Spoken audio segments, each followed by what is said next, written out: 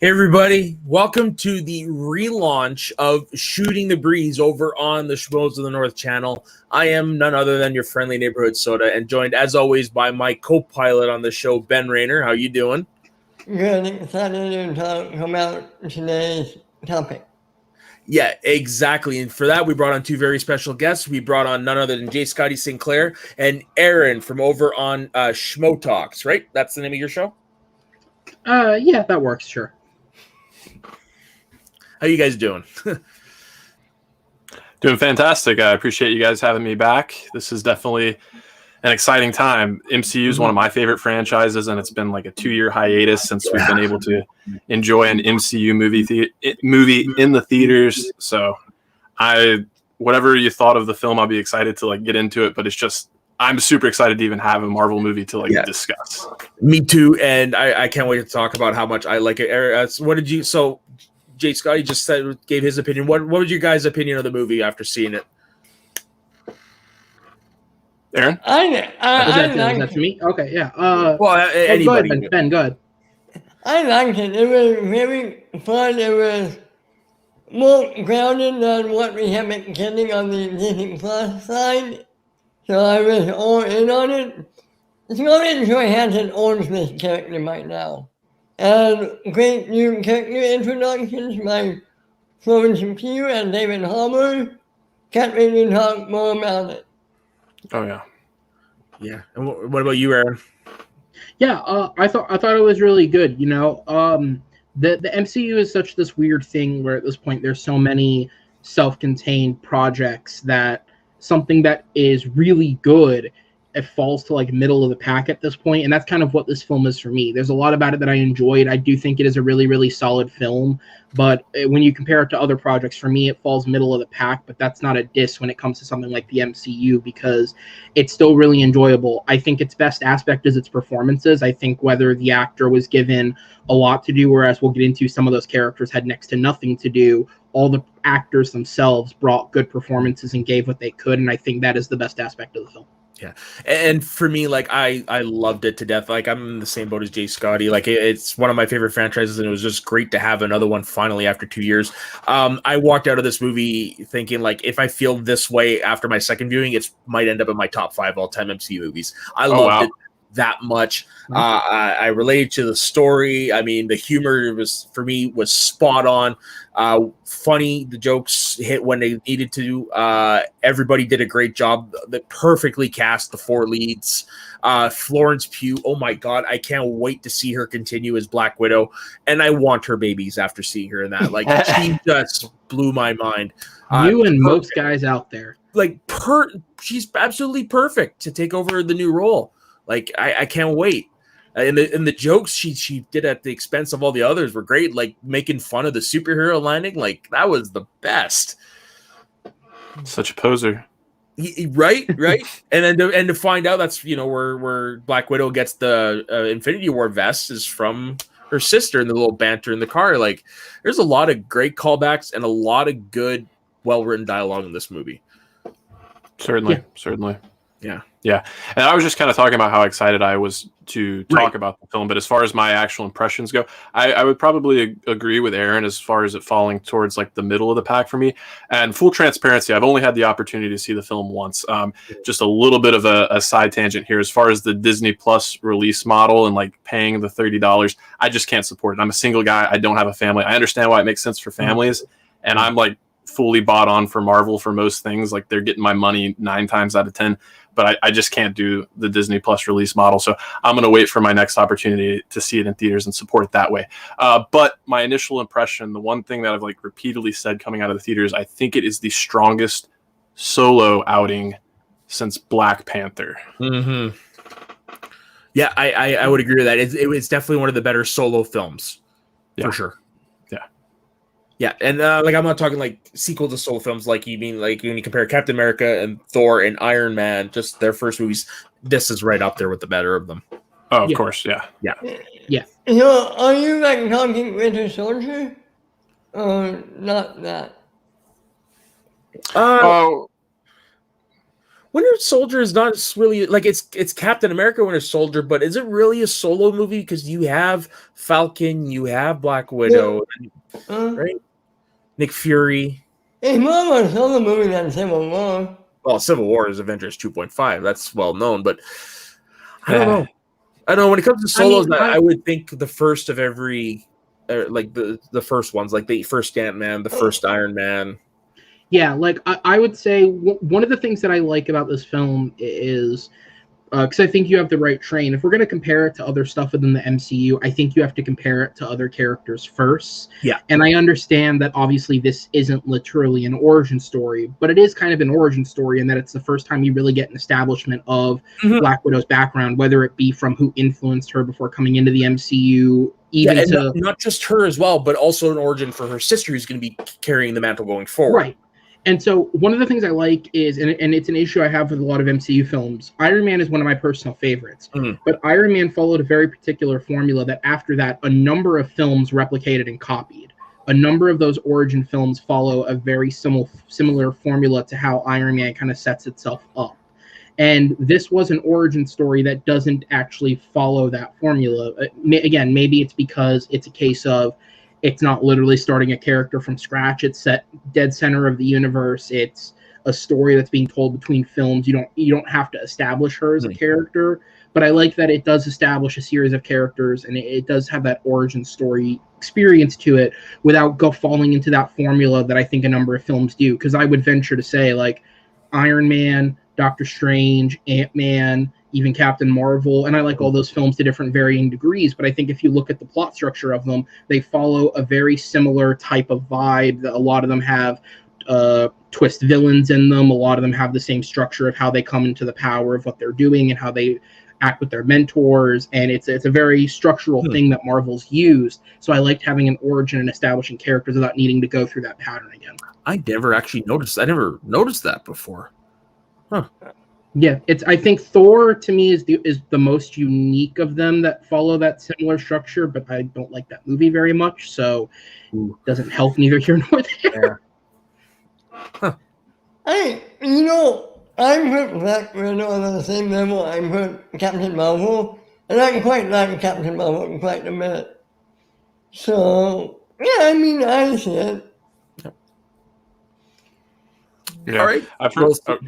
Go ahead, Ben. I was just gonna say I've heard that comparison levied most, like with you brought up Doctor Strange, so the Doctor Strange and Iron Man comparison. Obviously, they're both kind of like narcissistic guys that have to go on a humbling journey. But the thing about Doctor Strange is like, and I know we're not here to talk about Doctor Strange, so I'll be real quick about it. But the fact that his resolution with his villain was like non-violent, like he found a way to like trick the villain, and the fact that you have like a city being rebuilt like backwards in time rather than being destroyed. It's just like the MCU has existed for so long at this point that they can kind of like lean into those tropes a little bit and exploit them to an extent. And I should say most of the films I named I do like. I'm just saying in terms of like from a writing perspective, there is a very clear plot structure that Black Widow didn't follow, which was very interesting to see. Certainly. All right, well, let's just get right into it then. So the movie starts off. It's 1995. We're in Ohio, and I remember watching like as it starts, I'm sitting there going, "Who the fuck is this kid?"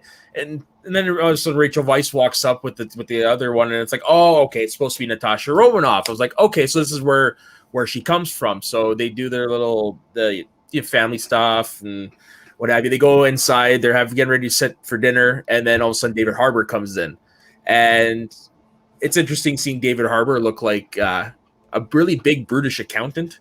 Like, what was he supposed to be? I don't know. Well, but anyways, he looked more like how he does in the Stranger Things though. Almost. They made him that great mustache he had. Yeah, I will say though, I didn't like the hair. It looked a little bit like a hairpiece, but it looked like a hairpiece. It really did. Anyway, so he comes in, he's all like sullen, whatever, and then he has a conversation with Rachel Weisz. He's like, "It's done," and we find out that he blew up a building, and it was a shield building. So they have to enact a plan. They have to go on the run. They get to the airfield. All of a sudden, they're met by secret aid. It was cops or FBI? What was it? It looked like Shield probably trucks, yeah. right? Yeah. Unknown government agency. They were being chased by somebody. Yeah. And the shootout ensues. There's a nice, really cool plane flight sequence. This is where I'll say stop, and this is where Yes. I'll highlight a moment. Like I'll never forget that opening action sequence, especially when the plane starts to take off and you have David Harbour grabbing onto the side of the wing. As much as I've loved the Disney Plus series and as awesome as they've been, I remember just like thinking, okay, we're not on Disney Plus anymore. Like this is why I go to see these films on the big screen, is because they have the budget to put into big action set pieces like this. And it was just a phenomenal way to kick off the film. Yeah. And so they're flying, and Black Widow, Natasha, has to take over the reins because Rachel Weisz gets shot. And so she's freaking, has to fly the plane. So she takes off. They land in, where did they land? And what's it that Cuba. established? It was in Cuba, yeah. Mm-hmm. Right. Yeah. So they Cuba and land Russia have that relationship through the Cold War. That's right. Yeah, for those who know your history. Anyway, so they land, and who meets them? It's none other than Ray Winston, who plays a character named Dregoff. Yeah, Dregoff, yeah. Yeah, so basically it appears like he was the handler or the boss of David Harbour and Rachel Weisz's character at that moment. Like, I know that's established later on, but I mean... Yeah. Right. They clearly establish he's the guy that's in charge of all of this. Right. Yeah, so they land. David Harbour tells them, mission accomplished, things blown up. Rachel Weisz is being taken away. Then Dregoff says, take the girls, because he's going to bring them pretty much to the war room thing. And they, there's a little fight. Black Widow out of nowhere just kicks the guy, grabs the gun, points it at him. He's like, you're not taking my sister. And you're like, holy shit, did she already start her training? Yeah. I thought they did take her, and she was already on assignment. Yeah. I didn't catch that myself. Yeah, it's revealed through dialogue, yeah. Yeah, there is a line later on where they say she'd already had some training. It's like when Yelena says, like, I was 6 years old, she's like, I was younger. So it's kind of like, okay, so she had some sort of training, but they don't really establish what's what. And I think that's why later on you see that she has that disconnect where for, like, Yelena, the family was real, whereas to Natasha, it's like, well, no, it wasn't. It's like, it definitely wasn't a real family. That's where the disconnect is. Yeah, like, I mean, like, I do know the dialogue later on, but I mean, like, in that moment, I was just like, holy shit, like, this, like, right? You don't know. Yeah, because she goes from being, like, just this older sister that's kind of alone, older sister, to just being a badass. Yeah, up to that point, the only thing she'd really done is when Melina got shot, she's just like, I need you to take the controls, and which she does without hesitation. So just again, I got to highlight the performances there from the young actresses and just David Harbour. It's absolutely heartbreaking. Like, you see him betraying these young girls right in front of you. I don't know why, but I didn't think for whatever reason that they were like just they were put together. Like, I thought they were actually a family. I thought maybe Black Widow's story. I don't know, like, there was just something different about her story. This is actually what happened. I didn't realize that. No, this was like they were on a mission and stuff. And also because they had me believing that they were a family. Well, that means they were doing their job. The characters were. Oh, exactly. Yeah. Exactly. Yeah. And I loved that song, American Pie, was playing in the background. Yes. I thought it was a pretty great moment with the whole family singing American Pie, which is a nice setup for something that happens later. So we get the credits. The girls are put through the war room training and all that jazz. And then all of a sudden, go ahead. Can I cut in this? So the opening of the film, I think, is great. Like, it's just a flat out cold opening. I think it's really, really well executed. It's an interesting way to kind of enter this story. And it sets it up perfectly where we're getting going forward. This opening credits was one of the weirdest things I've ever seen. Like, I sat there the whole time going, this is the least MCU thing I've seen the MCU do in a while. And it builds into other moments later in the film, which is one of my criticisms of it, is at times it is trying to be different than the rest of the MCU, which is something I can respect, but it creates these weird whiplashy moments when you go back and forth from something that is definitely trying to not emulate the MCU into something that is. So we go from that just weird, insane cold opening with the Smells Like Teen Spirit cover into her cracking jokes with Ross over a call, and it's like, all right, well, yeah. So this is, to me, it was just it was a weird tonal thing the film did, but it was interesting to see. I like the experimentation of it, even if it didn't totally work for me. Well, can I interject for 1 minute? Of course. And that opening, I like. To me, it felt like it reminded me of the opening of, even though it was a bad movie, the opening of X-Men Origins Wolverine, where you see the two guys fighting through every wall. Yeah. Sabretooth and Logan are like side by side through the different time periods. That credits. I really liked that. And to me, it was that. That's part of the film. And to me, it was like that, maybe a little better. And I didn't recognize Smells Like Teen Spirit. Yeah, me neither. I was sitting in the theater going, like, I'm singing the words and I'm going, like, I know this song. And then, like, a couple seats later, my friend says to another friend, it's like, it's Nirvana. I'm like, fuck. Yeah. It took me a few hours. I was like, okay, where do I know this? I remember some villain singing it. And it dawned on me. I remember it from that awful Pan movie. Yeah. It wasn't Captain Hook. It was it was Blackbeard. No, Blackbeard. Blackbeard. He's not. He doesn't play Hook in the movie. No, it's Garrett Hedlund is Hook. I think they call him James the whole film, but okay. And yeah, so that's my little experience with Boys and girls. That lack of understanding of the movie Pan is what happens when you sequel bait and fail hard. Didn't see it. Yeah, me neither. And I didn't have any interest in it. So opening credits are over. It's 2016. We're pretty much, it's after the events of Civil War. So Natasha is on the run for violating the Sokovia Accords. And as you guys mentioned, she has a weird conversation with Ross. And what have you. She escapes from him and she flees to a safe house in Norway where she's met by a character named Rick Mason, who I understand is actually a character from the comic books. Mm-hmm. Aaron, do you know anything about the character? Or just from the basic research, I know he is a character from the comics. I believe, from what I've read, part of the reason he was brought into this film is because in the comics, him and Natasha have had a romantic relationship, which they play around with in the film, but they never actually say it. But that's part of the reason the character was brought in for that role, is because it's a character in the comics that had a connection to Black Widow. Okay. Yeah. I believe in the comics he's a SHIELD agent, not someone separate of them. It's another like a reworking of like how Jimmy Woo was kind of reworked initially as an FBI agent. Yeah. Now it's that type of thing of they're taking SHIELD agents and doing something else. Okay.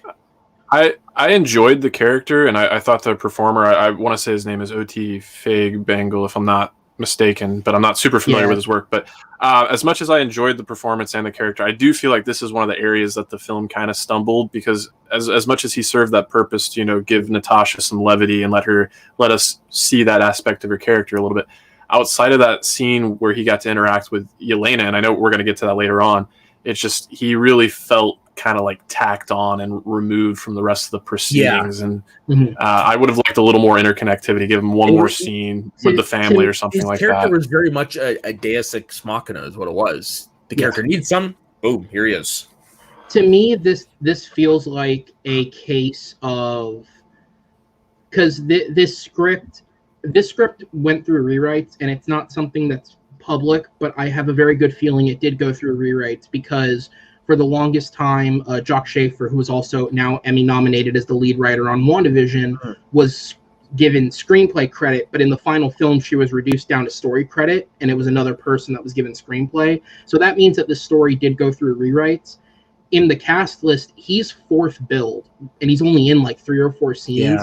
This indicates to me, just off of other experiences in the past, it's kind of like with very different, but like Anna Paquin, how she received a lead billing for Days of Future Past, but she's in one scene in the film, and it was revealed later, oh no, all her stuff got cut. This seems like to me he signed on for something more, and stuff got cut along the way, and this was just what was left of him in the film. Ooh, yeah, that would be unfortunate. So it kind of, well, I don't want to bring that up. Never mind. No, Star dude. Wars. Yeah, and Cyborg from Justice League. Oh Like, yeah. Fair Oh, yeah. point. No, that's a great example. Yeah. Perfect. That's actually a really good comparison. Yeah. Yeah. All right. So Natasha, she's arrives into the safe house in Norway. Meanwhile, we flash to where Yelena is, the younger sister, and she kills a former Black Widow agent in. She's in Budapest, correct? I think it's Morocco. Yeah, no. She ends up in Budapest. Right. That's where the safe house is. She's somewhere else. Morocco may be right. Yeah, I believe it is Morocco. But it's all of a sudden it's revealed that the Black Widows are actually being drugged by some sort of mind control thing into doing whatever the boss tells them to do. And this Black Widow was one of the few that actually escaped it, and she was trying to give them the hurt people the antidote. What do you guys think of that plot device, that reveal?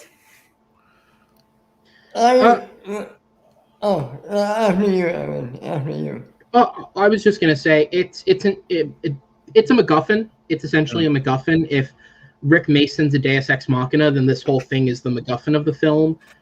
It's an interesting MacGuffin. It's an interesting concept. But in and of itself, like the reveal of it is like, oh, okay, like it would make sense. It makes more sense the more you learn about the character of Dreykov. Like it makes sense that he would do something like this. But in terms of when it's revealed, to me, it just came off as like, oh, okay, so that's the MacGuffin. That's the plot element of the film that we're going to be focused on. Cool. But it's an interesting concept. Yeah, totally. Like when I heard that, I was like, oh, it's some other new bad guy that is drugging these people, because I from at that point I had understood that the Black Widows were completely disbanded by Natasha earlier in her career, but then it's revealed no, these are actually Black Widows, and that they got trackers in their legs so the guy can keep his eye on them. So she cuts it out, ditches it, and then she runs off. And she mails the contents to the Morocco safe house, which is where. Rick Mason, he grabs, he takes the packages and brings them to Black Widow in Norway, correct? Yeah, so she takes it to Budapest with her. Yeah, and that's where, because the stuff he gave Natasha was, the line is like, oh, I let somebody else use the Budapest safe house because you're not using it. Here's your stuff that was in it, and it slipped into her stuff. Oh, okay. So Yelena then slipped it into it. Okay, right. Perfect. She slipped it in before he took it. Yeah. Yeah, so she puts the packages into her car, and all of a sudden, boom, out of nowhere, Taskmaster shows up, and then they get this really cool fight sequence on a bridge. It's like, holy shit, like they went all out for a fight this early in the movie. The transition into action there, where Natasha's just driving, and then she's just taken out by an RPG. I was blown, like, no pun intended, I was blown away. I was like, wow, this is Black Widow. How often is she, like, taken... Caught by surprise, exactly, yeah. And then just from there on out, like, Taskmaster was just scary. I think I've heard the comparisons out there that it's like very much like a 90s action villain, almost like the Terminator, like you really do get this feel of this unstoppable force. And I really love the action sequences there. Love the choreography. The two characters kick the shit out of each other. I will say this, whenever the fighting happening, I loved Taskmaster fighting. It was a great villain when Taskmaster was fighting Black Widow. Yeah, you can tell that the person they have wearing the Taskmaster costume is someone who is very well versed in different styles of fighting, because it was so fluid, transitioning between the different styles. And I loved how he was mimicking all the Avengers. Yeah. Some Hawkeye, some Captain America. You even got a little Spider-Man in there when he comes in with the swing.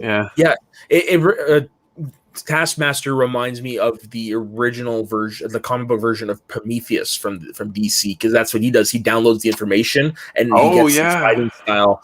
His fighting style is all the different heroes. Yeah, it's pretty cool. They obviously didn't do that to the show, but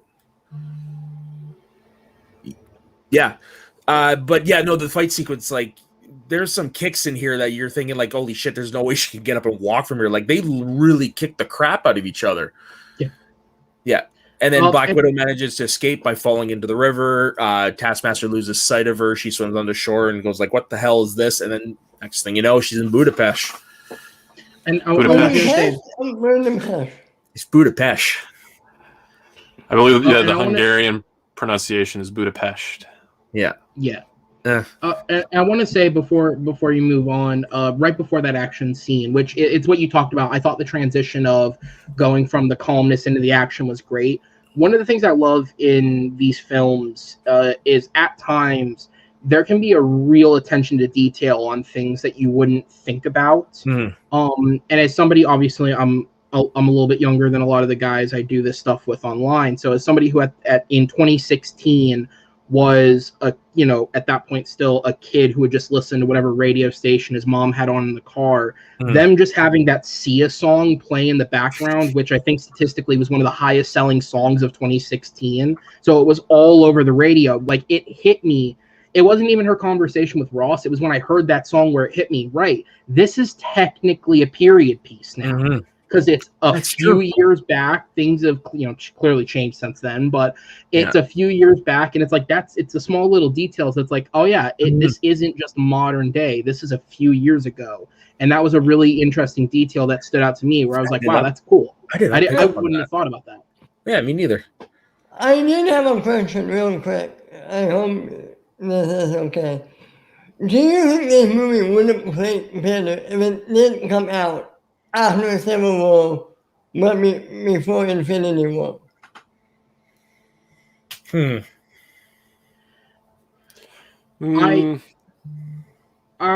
Honestly, I think theoretically it probably could have come out at any time.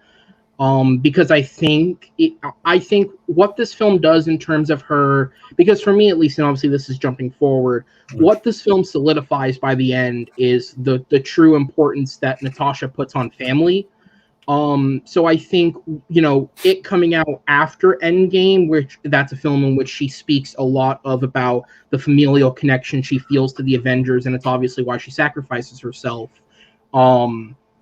In the context of what Endgame is, enough had happened to her that it made sense, and now seeing this post-dated after it just feels like an extra level of emotional context added on to it.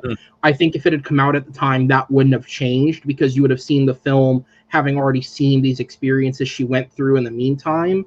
So for me, at least, outside of little details like the music, which at the time I wouldn't have thought a thing about, outside of that, I think it honestly could have come out at either point. I don't think the fact that it's 6 years later makes a difference. At least for me. I don't know what you guys. Yeah, no, it did for me, but one of the things I did like about the movie is while it is connected to Civil War, it also, you can look at it as its own standalone thing without having to know any of that other stuff. So based on that, it doesn't matter when it comes out.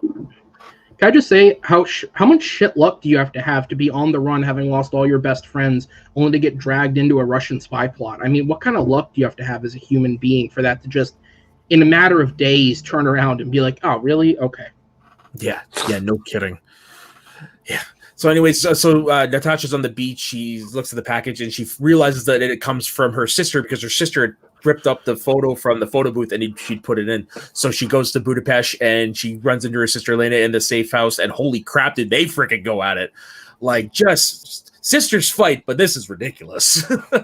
Has everyone here seen Kill Bill? I have not, but I have seen the fight scenes.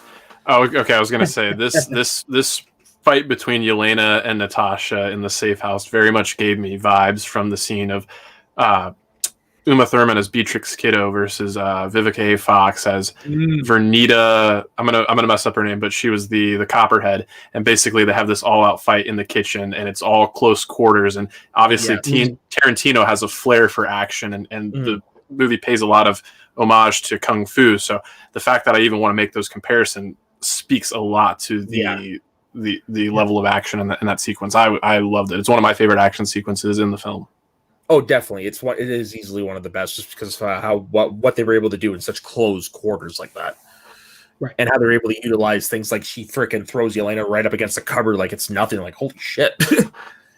and you feel for them, like every blow. I was like wincing with everything. I was like, oh man, these girls can take a hit, because I would be like crying on the ground, like, please, have like mercy. I'm sitting in the theater going, like, what the fuck happened between these two? Like, they were so close like 5 minutes ago.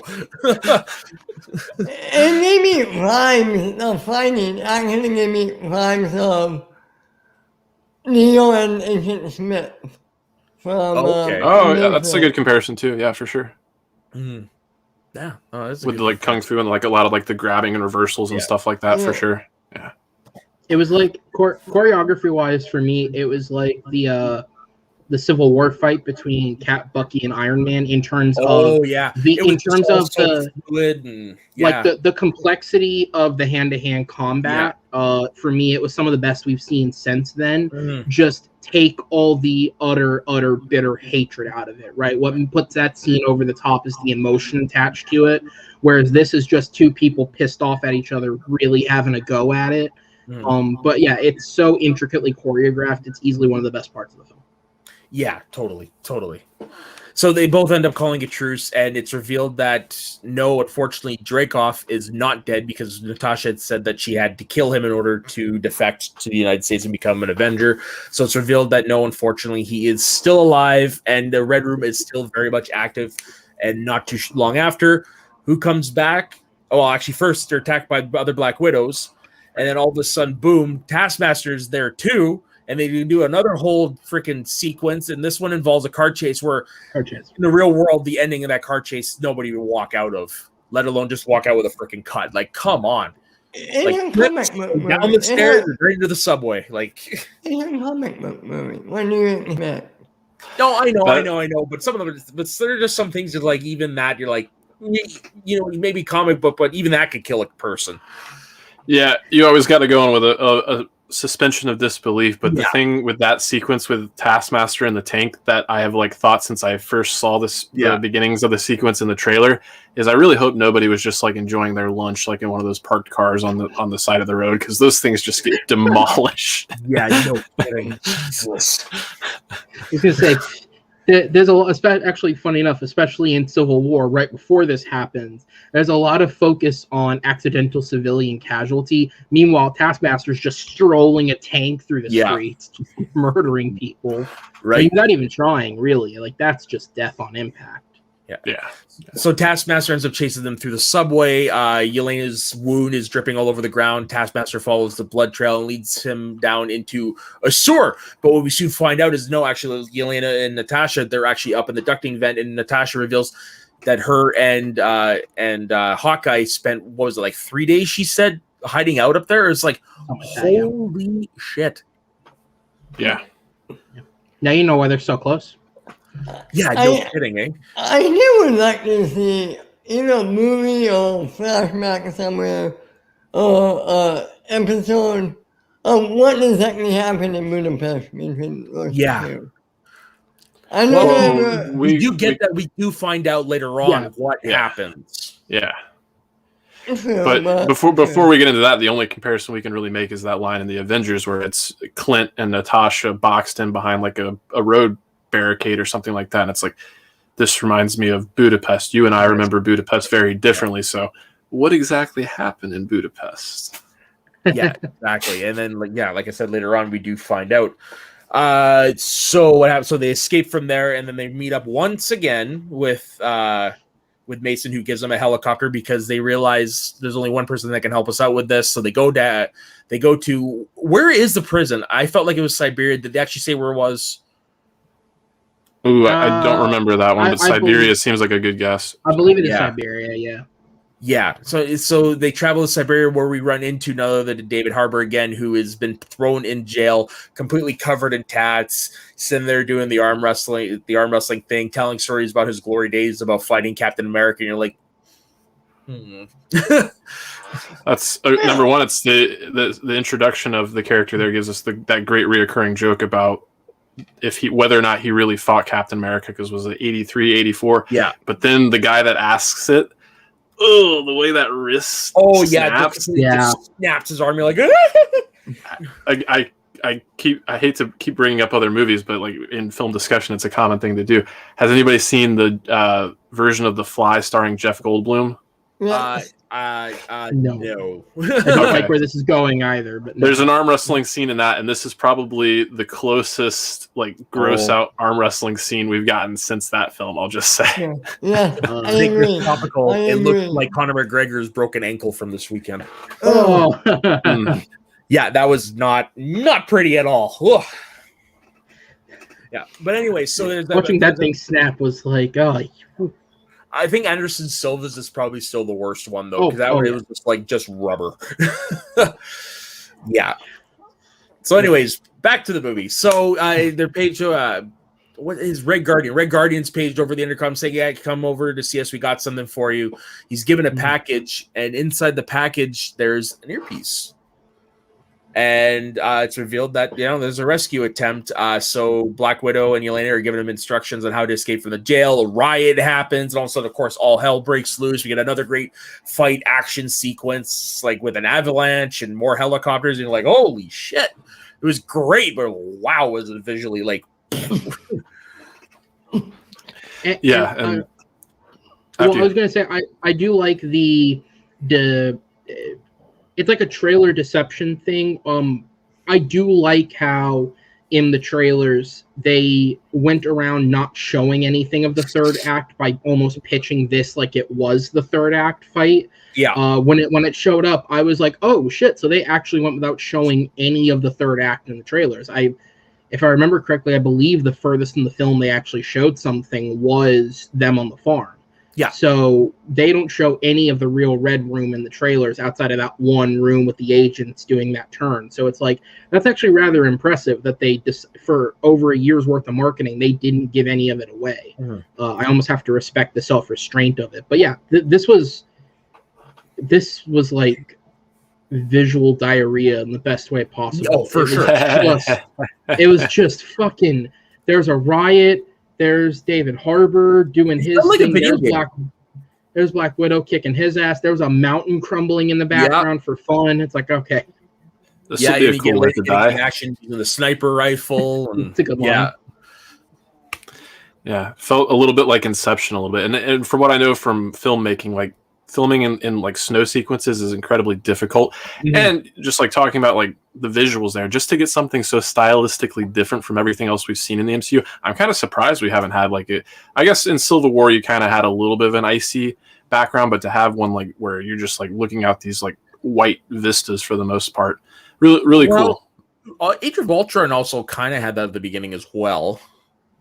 Yeah, that's true. A little bit. Yeah, of that, kind of. Yeah. It was more wooded. Yeah, it was more wooded, but it definitely felt like it was like early winter, late fall sort of thing. Yeah, for sure.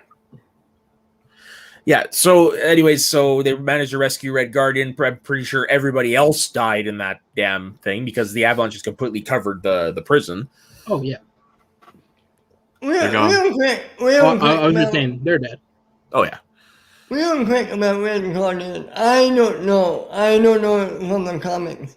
Does he have a super soldier still? Yeah. Yeah, because in the comics he fights a different version of Captain America. Okay. Yeah. All right. Must have been Isaiah Bradley. I think it was. Yeah. Well, no, there's a chance it could have been because it was an African American Captain America in canon at some point. It was Isaiah Bradley. That's the his name. Yeah. Yeah, because I know there was him, and Walker was also another Captain America. Like there were several where it was just like retcon later that all these are different people. And yeah. Oi. Yeah. But anyways, so they're in a helicopter, they're flying. Looks like not much fuel left. They're trying to get to where the hell are they trying to go to? I know they're trying to go to a farm, but where is the farm? It's in Russia. It's in Russia. Yeah. So that kind of makes you think maybe that the prison wasn't in Siberia then. I honestly don't know. Yeah. Anyway, do they actually say it?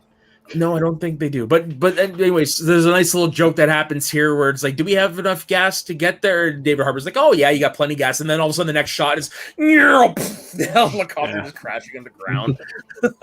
Another great scene transition. I loved it. But I do want to rewind just a little bit. You did get the great joke before that in the helicopter where Natasha and Yelena are seeing their estranged father for the first time in like so long, and he's got it's just there's a lot of great laughs in there, and David Harbour does such a great job. He's like, you've both got so much red in your ledgers, it must be dripping with blood. I'm so proud of you.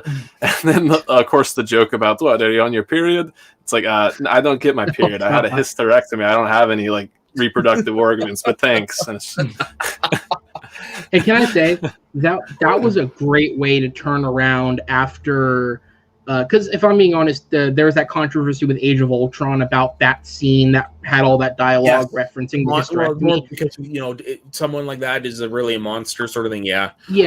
I personally thought that was always a thing of, I think people are overreading into what the film is saying. I think it's not preaching a message. I think it's her opinion of herself, and that's why it comes out that way. This was a great way to kind of shoot back on that, where it's like, no, now they're just making jokes about it because like that's what happened. It's a fact of this is what you put us through, this is what happened, thank you for that.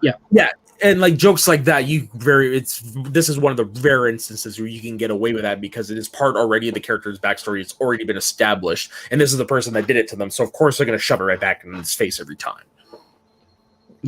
And it just goes to show, like, Alexei is not supposed to be that likable of a character right now. Like, who asks? I mean, obviously it was 2016 in the film when it came out, but what any kind of self-respecting or person, asks somebody something like that?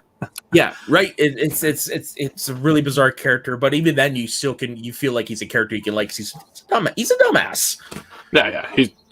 He's hilarious. Yeah. So, anyways, they end up having to walk to the farm, and when they get there, what do we find? Rachel Weisz is training pigs. It's like, okay.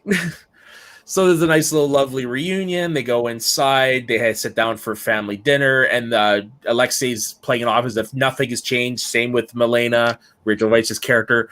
And that's when things start to break down, where Black Widow's just like, what the hell is this? Like, give me, tell me all your information. And then you've got Florence Pugh who's like sitting there. It's like, oh, I'm with my family again. And all of a sudden she just lets her rage out. And it's like, holy shit. It's like it's like Thanksgiving at my place. Yeah. So Florence Pugh. Oh, sorry. I was just going to say, again, a lot of great moments, even the moments like building up to that whole family scene, like Alexei getting the suit on and like trying to force himself in is like a great play on the suit up moment that we constantly get. And normally we get these like shots to these dudes, shirtless, and it's like the money shot, but we got David Harbour here with his gut. Like, it's great. It's great. This was a different type of money shot. This was just like for a thing. Yeah. But and this was a great scene for character development. Like, you got pretty much where every character is coming from at that point in time. Like, it was just so great. Yeah. And then that done really well. I'm sorry for cutting you off. Oh, please. After you. I've already spoken a lot. Go ahead. I just wanted to say, the family scenes, in my opinion, are the best scenes in the movie. Just together as a family. And these four just have such great chemistry together. Like, you believe they are a dysfunctional family. Yeah, I mean, you've got the mad scientist mother, the super soldier seeking the glory days, the older sister who didn't really want to be the older sister, and then the little sister who believed it was all real. And then we got to bring up the scene with Alexei the pig, right? Did that make anybody else as uncomfortable as I was? all I could think was, I want to see what the message at the end that looks like. They do those, no animals were harmed in the making of this film. I want to see how that one looks. Yeah, I don't believe you. We did not actually suffocate a pig. I saw it. You did. You can't tell me otherwise. But yeah, so anyways, Florence Pugh, she does her blow up. She gets upset. She takes a bottle of vodka and she goes off into the back room. And Alexei's, you know what, I'll go talk to her. And we get a really, really good scene. He walks in. He's just like, I don't want to talk. I came in here to be alone. And he sits down. He tells some weird story. And she keeps talking like, oh, you weren't really my father. Like, it was all crap. You hated all that stuff. What was all that Ohio bullshit? Gets up and he sits down and he's like, her singing American Pie as an homage to what happened earlier in the movie, and it was a nice bonding moment for two people that haven't seen each other for years, and one of them hates the other. Like, it was a beautiful moment. Yeah. But unfortunately, every time I hear the melody, I think of a long time ago by Weird Al. Me too. Oh, Me the too. saga begins. Yeah. Yeah, which is the only reason I knew the age of Padme and Anakin. Because he's just 9 and she's 14. Yeah, he's probably gonna marry her someday. I remember I hadn't listened to that song in years, probably since I was maybe early 20s at the latest. And so last year I was like, it sounds some Weird Al. I just threw it on my phone. I'm driving around town and I'm singing along with the songs. Like, when did I learn the lyrics? I don't know if Weird Al likes Marvel, but he should definitely do some Marvel parodies. Oh, I'm surprised he hasn't. I got to give credit to my buddy, but he came up with this one that I think is brilliant. But he said, I always feel like Owatu's watching me. If you know who Owatu is. Yeah, the Watcher. Yeah. They're the what movie was it where it was revealed that Stanley was one of them? It was Guardians 2? Yeah. Yeah. And then we got What If coming up. So Jeffrey Wright is supposed to be Owatu in What If. I can't wait for the What If series, man. That's going to be so great. Anyway, so we look over to what's going on with Milena and Natasha, and Milena revealed that she alerted the widows to their location. And all of a sudden, this is my favorite part of the movie when the widows break in and David Harbour gets shot with the trank, and he's like, and then like 15 more hit him. And he's like,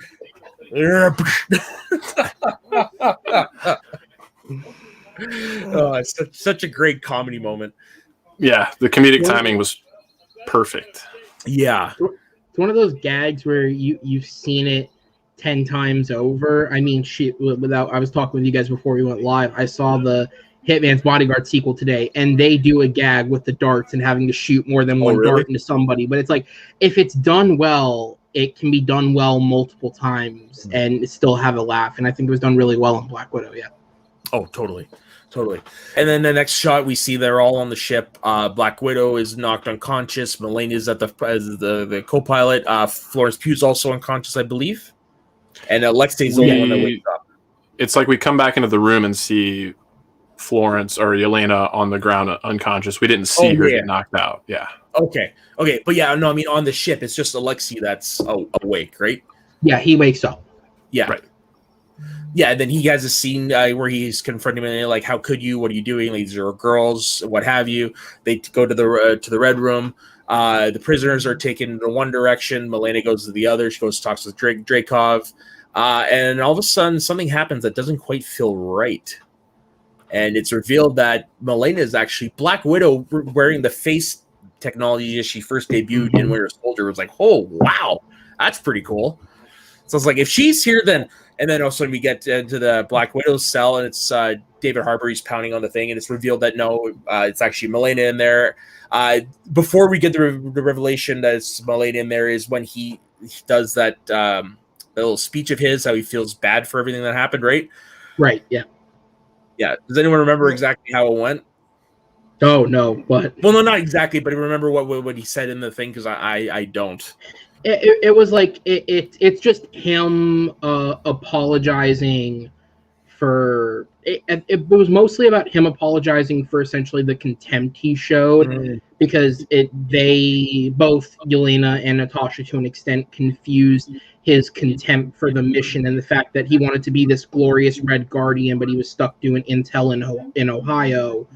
They confused that for him hating their life with him, and that's what the apology is for. It's just him saying it in different ways as he keeps getting cut off at different points. Yeah, it is such a great moment, really, because I mean, it shows like really he does have a heart. He's not really this arrogant bastard like he's come off. Whoever just tuned in that hasn't seen the movie, please tune out for your sake. Yeah, this is a spoilers review, yes, of course. Yeah. So Milena, she manages to escape out of the cell, and that's when it's revealed to David Harbour that it's actually Milena, and they get together and all that stuff, and it's revealed that Milena has an earpiece, that her and the two girls have an earpiece, and David Harbour he goes up to her, he's like, hey, guys, I just want to say something, and he goes repeat the whole thing, and that's when you realize he doesn't have one. And I like the response when she was like, yes. Yeah, we didn't have, we used all of them, there was no more. And then in the flashback, you actually see her reference that. Yeah.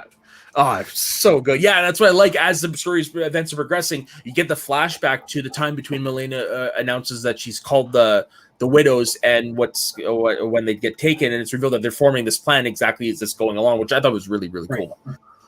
Yeah, definitely. Even with like the mask reveal, just going back to that a little bit, we haven't seen it since Winter Soldier, but it's obviously paying a lot of homage to Mission Impossible, and I think that whole sequence, like talking about how exactly the plan went down while you're concurrently watching it happen, it definitely gave me Mission Impossible vibes. The whole movie you can tell was didn't they use it in Falcon Winter Soldier as well? I think they used it as well in that film, in that show, right?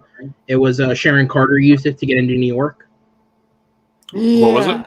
Or one of the Sharon Carter used it at some point in Falcon Winter Soldier. I forget where it was. She goes somewhere and she takes something. Oh, yeah. I guess you're right. Yeah, that's the one time we have seen it since then. You're right. Yeah, but you're right. I mean, it's a piece of tech you think they'd used more, but they just used it once and haven't touched it since till this year.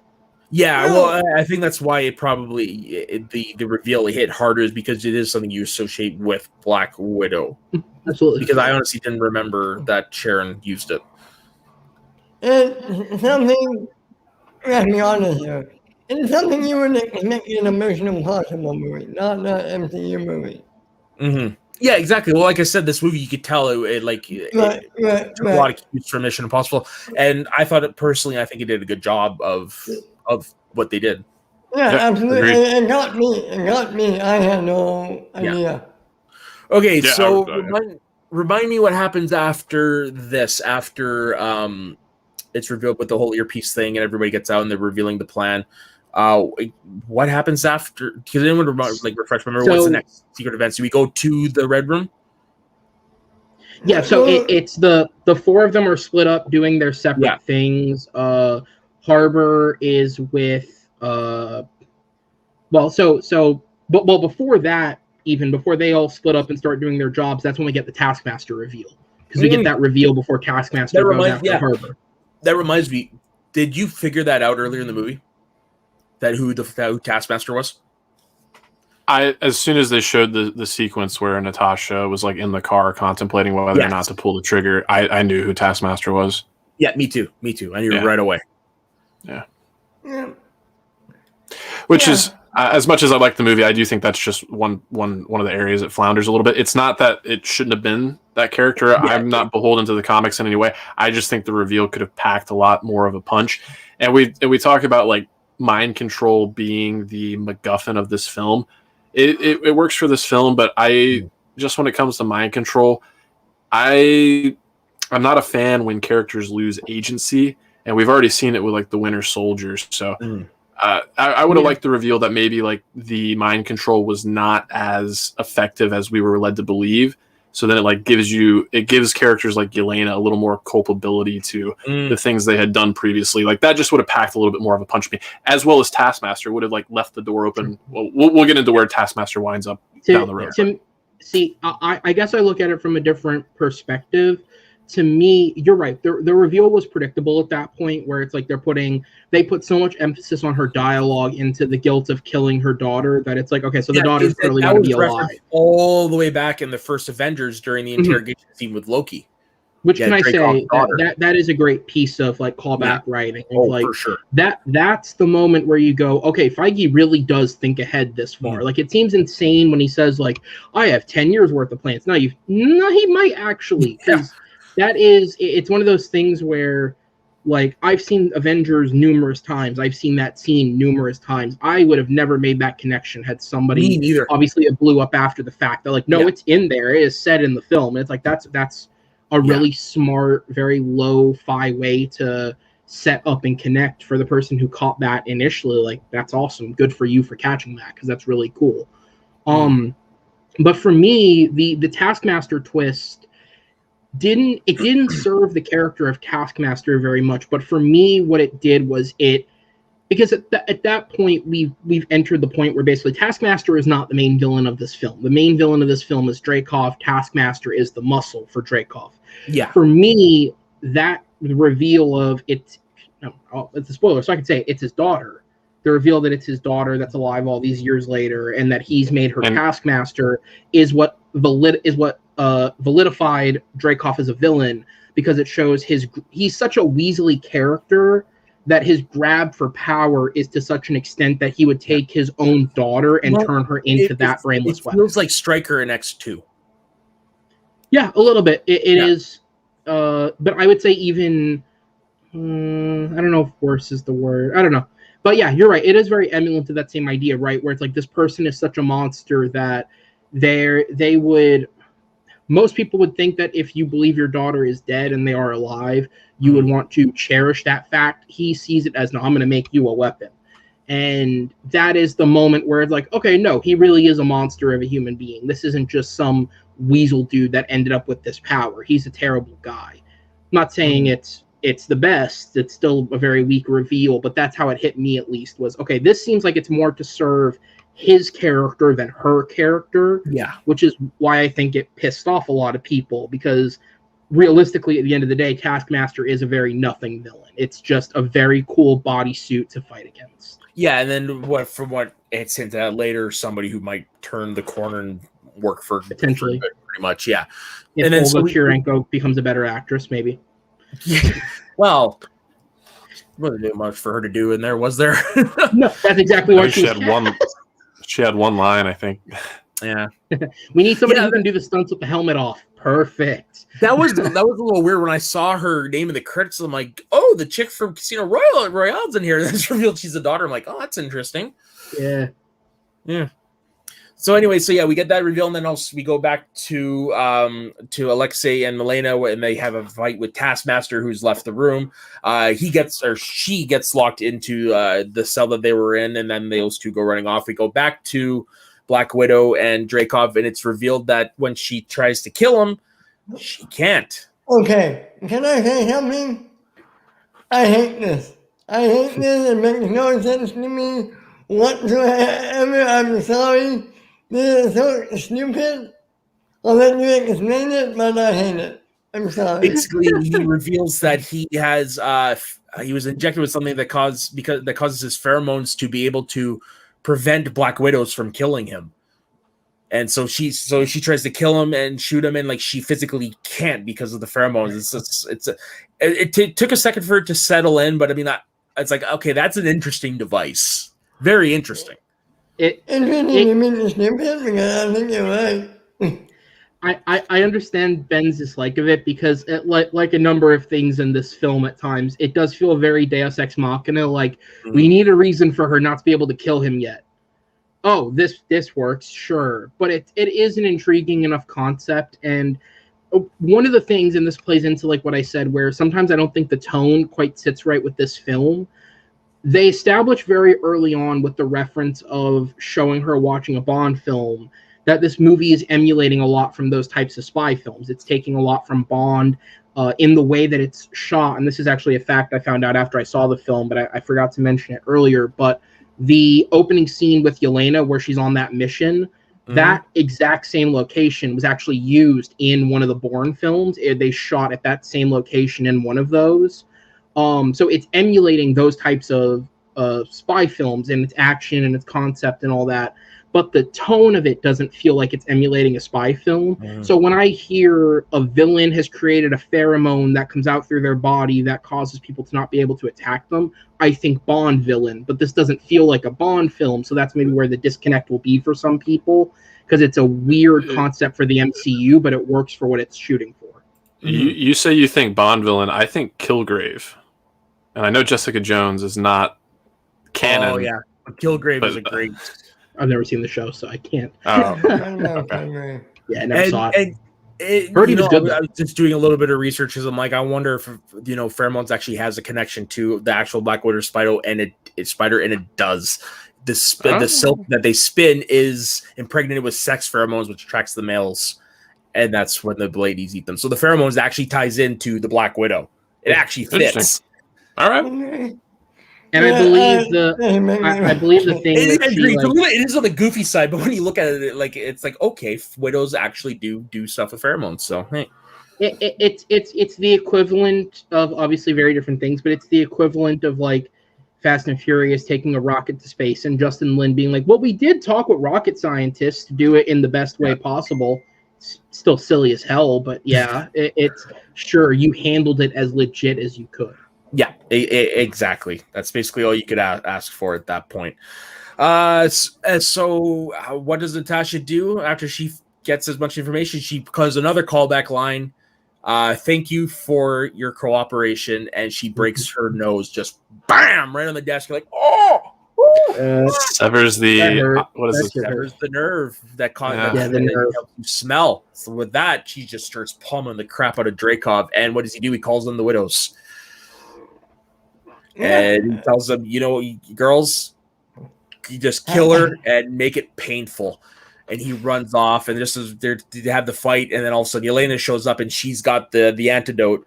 She straps a grenade to it and throws it in the middle of the room, and this is just ingenious. The grenade blows up the antidote, and everybody is covered in it, and they're cured. And it's like, that's one way to save the day. Yep. Yep. And after you. I was going to say I do like the fight. I like the fight between Elena and Natasha and all the widows. That was cool. Yeah, it's a nice kind of reversal because you go from like getting that nice like kind of payoff where Natasha couldn't do anything to Dreykov and then she's wailing on him, and then to have the tables just turned again to where seeing Natasha just get completely beat down, and like I really felt for her. Like I was seriously concerned for her well-being, and it's nice to like the little sister come in right at the right time and not just save Natasha but save all the widows simultaneously. Yeah.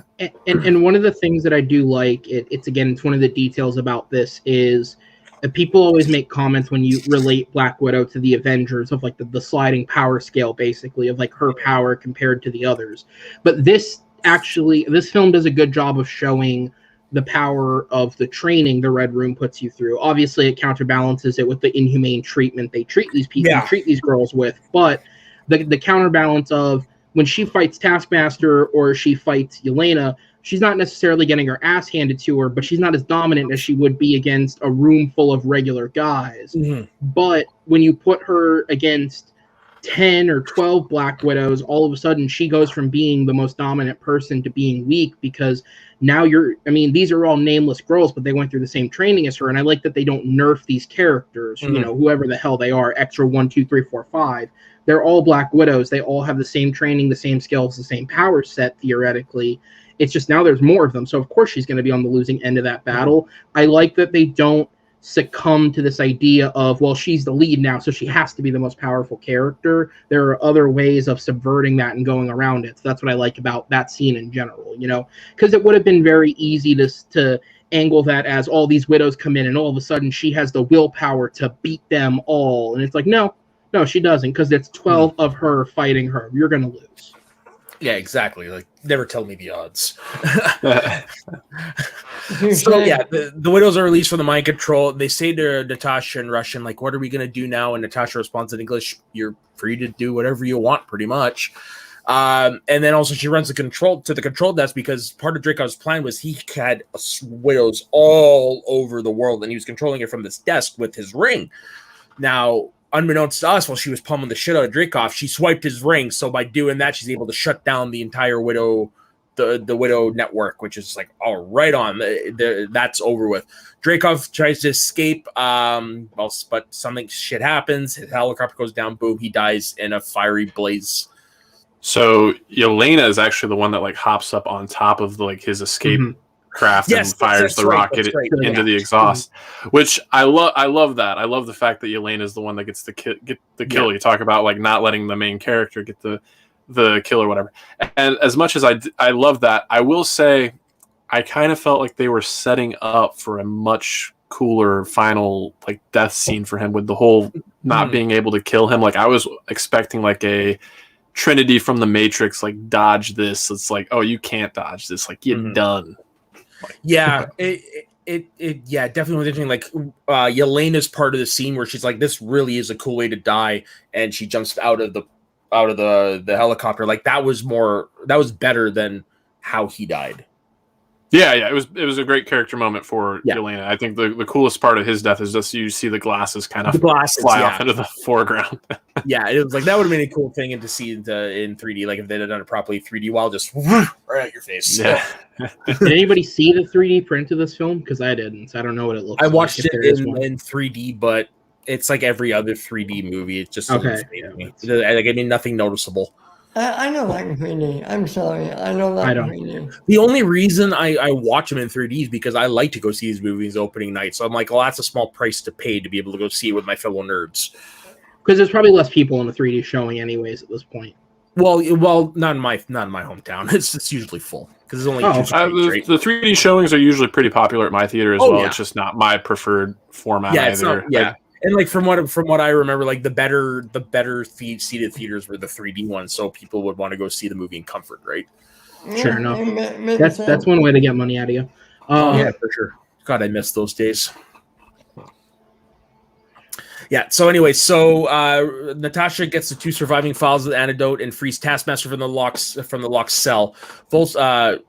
She won't let her be collateral damage again. I just want to say that exactly. Was a great She feels dialogue. like terrible for what happened, for everything. Like you can tell that it's probably the biggest regret of her life, I would say. Yeah, murdering a little girl. Yeah, probably. Yeah. Or sparring one. Yeah. So after, hold on. So I'm gonna go back here. Volstov and Shostakov escape via plane just as Belova takes out Dreykov's helicopter, killing him. Natasha gives Belova a parachute before battling Taskmaster in an intense, like something, again, Mission Impossible, is something Tom Cruise would do. This free fall battle. It's like, holy crow. Yeah. And so they're free falling, and it's revealed that built into Taskmaster's armor, she's got her own parachute and all that jazz. So after landing on the ground, Natasha uses the antidote on Taskmaster, freeing her from servitude. So it turns out she was also under the same spell as everybody else. The Free Widows arrive as Yelena Belova. Yeah, it's just I'm kind of basing this off of Wikipedia, and they're using last names. So I'm like, who the fuck is Vostokov? That's Alexi's last name. Yeah, So okay. I thought maybe the Freed Widows arrive as Yelena, Alexei, and Milena say goodbye to Romanov. She gives Yelena the last antidote vial and the portable drive, telling her to find and free all of the other still mind-controlled widows. And then as they leave with Antonia, which is the name of Dreykov's daughter, they pretty much take her with them because she's one of them in a sense. So yeah, after they leave with her, Romanov awaits Thunderbolt Ross and his men who are coming to arrest her. Fast forward 2 weeks later, we see Natasha again. She's wearing the vest that her sister bought earlier in the film and gave to her, which again is the vest from the Infinity War, and she's got the blonde bob and everything. She's ready to go save Scarlet Witch and Vision. Is that what she's going to do? Oh, she said she's going to bust some friends out of jail. Yeah. No, I know. I'm saying that because that's what's in the future for her. Right?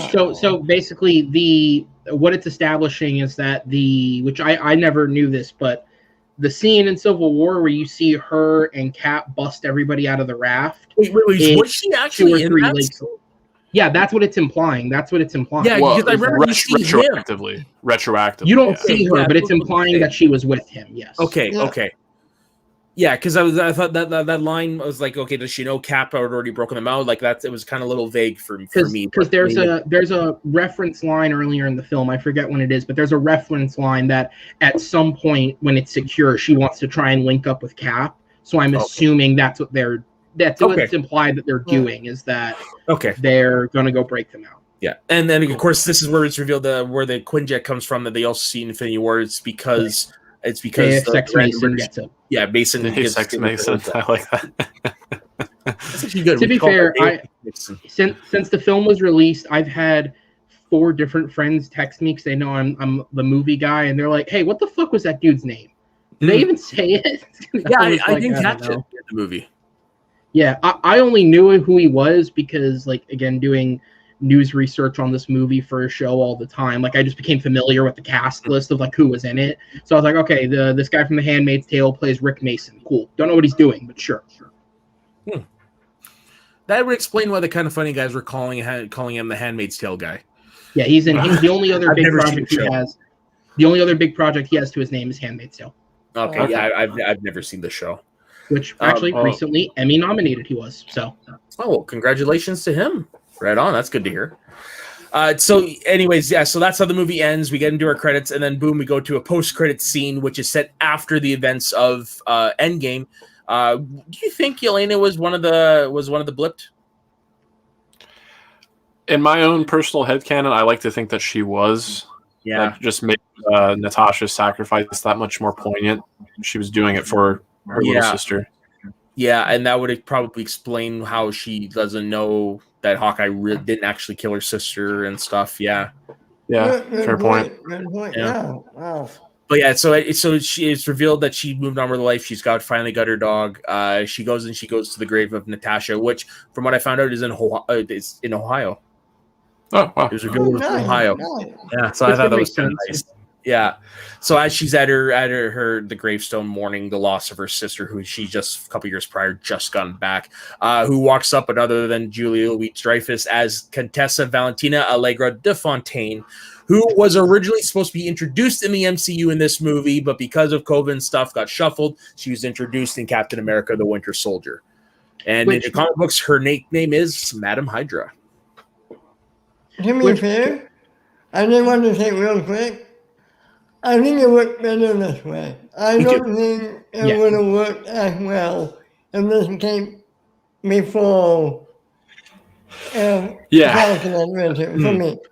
Agreed. I think it might have come across as like, well, actually, it makes me wonder like where the character really is going to go, but she would have come across as extremely unlikable. Like if we didn't have any context whatsoever, she's just like blowing her nose like while we're mourning one of our favorite heroes.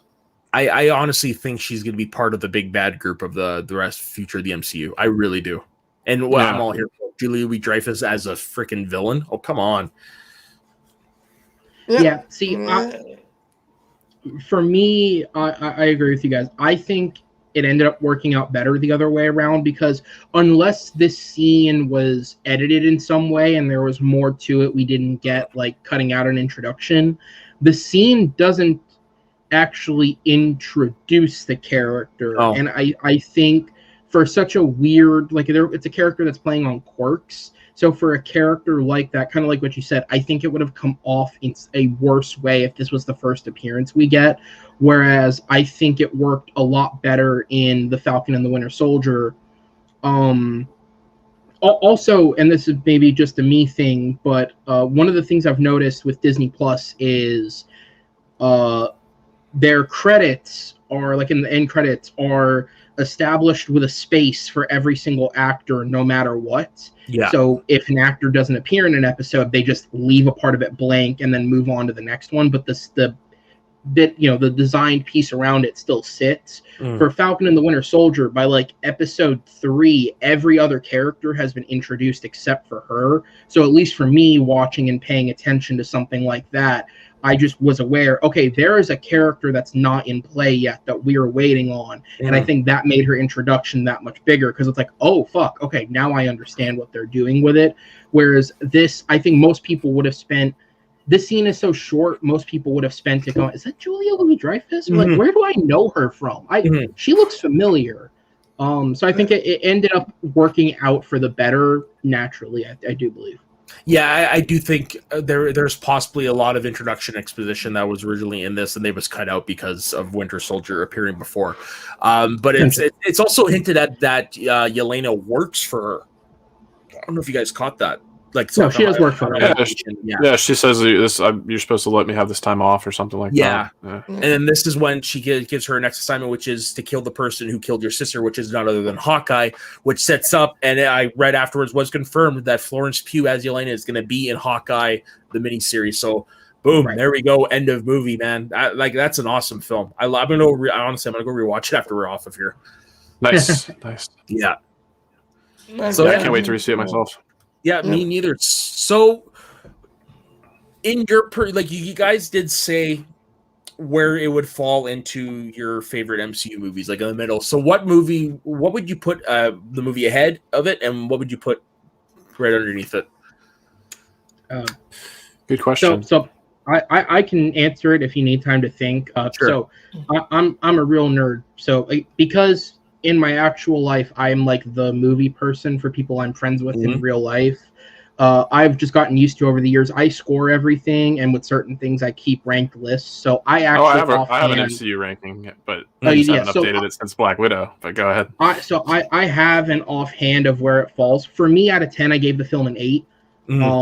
But again, with the amount of quality that falls in the MCU at times, for me, it's out of now with Loki finishing up, out of 27 complete properties, it's 15. It is dead middle of the pack.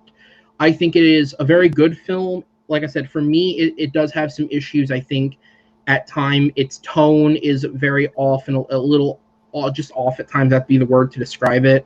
And there's certain parts about it that don't work for me. There is a lot of the script, even if it's executed well, there is a lot of the script that feels very convenient and Deus Ex Machina and, oh, we need something. Here's a very quick write-off explanation as to why that happens. But it does a lot right. I think it gets a lot of its performances correct. I think every actor, whether big or small, brought the best performance they could to this, and that's what helps make the film. I do think its writing in a lot of parts is very strong. Specifically, I will compliment, despite the fact that it does play a little bit into the tone issue that I have, the humor in the film does really work. Even if it was offsetting the tone for me, it still worked, and I thought the film did callback humor really well. Like, one thing to reference is when she first makes the joke about, why do you land that way? What is with that? I was they're going to call back to that. That's going to come back. Yeah, and the way they called back to it, like I completely glossed over it, was great. She lands like that and just like, ugh. Right, and that's what I'm like. To me, that was a great joke because in my head, I'm thinking there's some line or something they're going to call back for it, but instead they take it a step further, and she does it, and it's the physical humor of the reaction to her doing it. It's like consistent with the character that we've seen so far in the movie. Right. So that stuff it really, really nails. It's just small little bits that pick away at it for me and drop it down. But like I said, even if people who watch this happen to have seen me on other shows, anytime I've talked about the MCU, I've been highly critical of all this multiverse stuff. I think they are going down a very off path that if they lose people, they may not get them back. Like if they don't execute it right, they may not get people back from this multiverse thing. But for me, I don't know the track record so far. Well, so that's what I was gonna say is like even, and this is a whole nother discussion, but like as someone who didn't love Loki personally for a lot of reasons related to that, the quality of what they do, even with stuff I don't love, is so good that when you really do like something, I mean, I really, really enjoyed this film. This is a great film that you could rewatch and enjoy as just a fun action film. And it's dead set middle of the pack. Some franchises would be lucky to have a film as good as this. Totally. And that just speaks to how good the MCU is. Yeah. Yeah. I mean, obviously rankings are a very, very subjective thing, and my own list probably skews pretty differently from whatever the general consensus is, but I feel like I'm in line with a lot of the big swings. But just pulling up my own list here. So I've got Doctor Strange at 11 and Thor Ragnarok at 12. And I think I feel pretty comfortable sliding Black Widow right in between those. So I'll bump Thor Ragnarok down one and place Black Widow below Doctor Strange for me personally. That's pretty solid company there. What about you, Ben? I'm still processing it, but I'm putting right behind Captain Marvel, and I put that probably 10 or 11 out of all of them. So this is probably 12. Okay.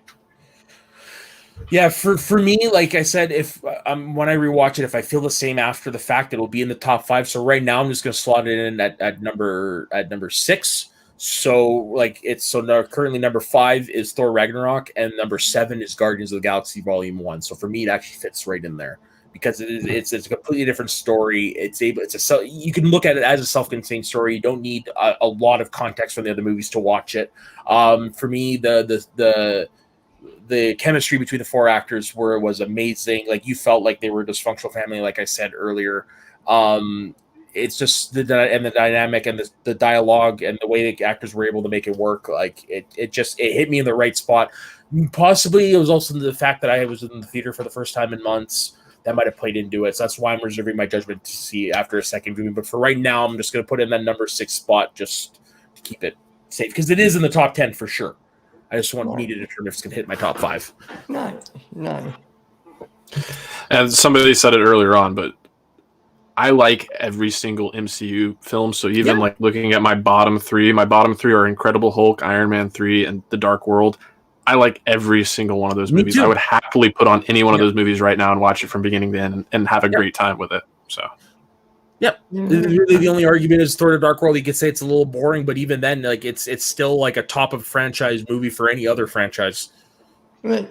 Yeah, like what I've said to people, and again, this speaks to the quality of the MCU. Like, if you count, at least for me, if you count the television shows, when I score something, because I know especially with like non-movie people, there's this thing of like, well, everything's either a 10 or a 0, and anything in between is like disgracing it. You know, like a 7 out of 10 isn't a good score. For me, if something is a 6 or above, it's a good score. Yeah, it's just a sliding scale of how good it is. I would say there are 26 and a half good properties out of 27. Thor: The Dark World is the only one that I really don't like, and even then there is still redeemable stuff about that film, so that's why I say 26 and a half. Like all the Loki Thor stuff in that film. For that consistency rate, even if like the stuff at the bottom end of the scale, which for me is like honestly Thor Ragnarok, Captain Marvel, Iron Man 2, now Loki, it's all still stuff that I would enjoy, and even if it's not something I go back to rewatch all that often, it's not like I'd be adverse to it if somebody were to put it on. And so that is a high mark of quality content, and I think that's just where we've reached with the MCU, right? It's like there's so much good stuff with this universe that even the good stuff is starting to become middle of the road now. If this movie had come out in phase 1 at this same quality, it'd be considered one of the best things they'd ever made. That is 100% true, yeah. Because I think that is consistently where their weakest films came from. So it's while we're just like speaking to the quality of the film, I want to give credit to the director, Kate Shortland. Yes. I think this might have been her debut, her directorial debut, if I'm not mistaken. I might be mistaken on that, but if not, it's one of her first films. She's done maybe 1 or 2 films, but they've been very, very small. I don't know where on earth they plucked her from, but yeah, they weren't that big. Okay.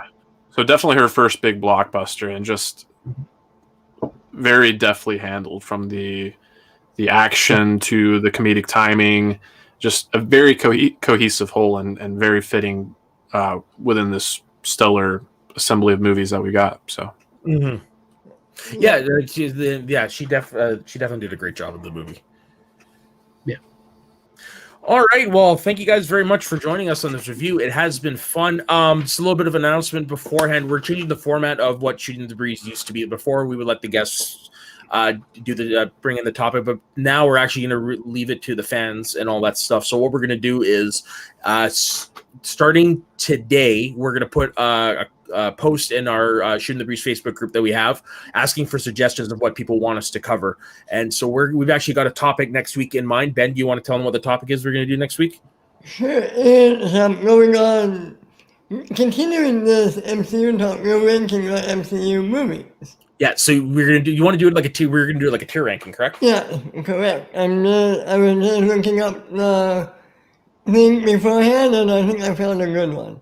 Perfect. So that's what we're going to do for next week. But what we're going to announce is, like I said, we want your suggestions. So next week, when we close off the polls, we're going to take the top 4 suggestions. We're going to reveal what they are at the end of next week's episode, and we're going to let you fans vote on what the topic is for the next week. And then once the topic gets eliminated, we're going to move in the next highest topic into that slot, and so on and so forth. That's going to be the format going on. We're still going to be bringing on guests. It's going to be kind of like what this show was, where we just a great discussion and all that jazz. So definitely looking forward to that. Absolutely. Yeah. All right. So, Aaron, where can everybody find you on the interwebs?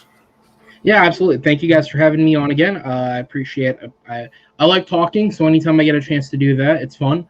But no, thank you guys for having me on. You guys can find everything that I do over on TMG Entertainment. It wasn't worth getting into earlier, but we actually recently ended Schmo Talks because I don't have enough time. But that's not worth explaining at the start of the show. But we have a lot of other content over there. If you're a fan of movies or a fan of anything nerd content, we have over there. The main thing I've been plugging is in the next couple of weeks, we have a show that we used to do years ago that we're bringing back called Movie Battleground. It is movie debates. So if that interests you in watching or potentially participating in down the road, as for right now, it's a locked roster. Be sure to subscribe to TMG Entertainment and check us out when it goes up. Alrighty. And Jay Scotty, where could everybody find you? Yeah, if you want to follow me on Twitter, it's at JScottForReal. That's JSCOTT4REEL. And I do have an Instagram as well. I like to do some cartoons. I usually do some, movie mashups of some kind of allusions to this nerdy fandom stuff that we're into. And that's JScottyForReal. So same thing, just add a Y to that. And if I could, I'll just plug my podcast. I do have a podcast. It's called the Animation Deliberation Podcast. So Animation Deliberation, wherever you find your podcast. I mentioned What If earlier. We got the trailer reveal for that, and it's less than a month away. August 11th, I think, is when we get the first episode. So definitely going to be covering that. Super excited for that and to see the lasting ramifications in the MCU, which I love to talk about. Aaron, it was nice to interact with you and get to hear your thoughts, and always a pleasure to speak to you gentlemen. So thanks again for having me on. Always enjoy it. Anytime, guys. You guys are always welcome onto this sweet little show we do Thursday nights. Ben, what about you? Where can everybody find you? You can find me at Ben_Renew on Twitter every Tuesday, right here, every Friday on Recapping the Past, every Saturday on Get Ready, and every Saturday on Mount Schmodown or Schmodown. So I'm not really going into players' careers. Although this summer we're going into factions, last week we went into the dungeon, this week we're going into the exchange. So, all fun. Right on. And for myself, you can follow me on Instagram and Twitter at soda_the_saxman. You can find me over on this channel on Shooting the Breeze, on Get Sweaty, on Recap in the Past, Friday nights over on Showdown 9 in Canada, and of course the occasional Sunday show as well. You can also find me producing Let's Talk About Star Wars every Saturday night at 6 p.m. Pacific time. This week we were doing a tier ranking episode on who are the best Jedi. So definitely check that out. Just like the show, we always have guests on every week for that one as well. So thank you very much, everybody, for joining us. Thank you, gentlemen, for joining us on this. It was great talking Black Widow. I can't wait to go rewatch it. From, like I said, my opinion, one of the best ones in the MCU. So we will see you next week on Shooting the Breeze, when we will be ranking our MCU movies. So take care, everyone, and stay sweaty.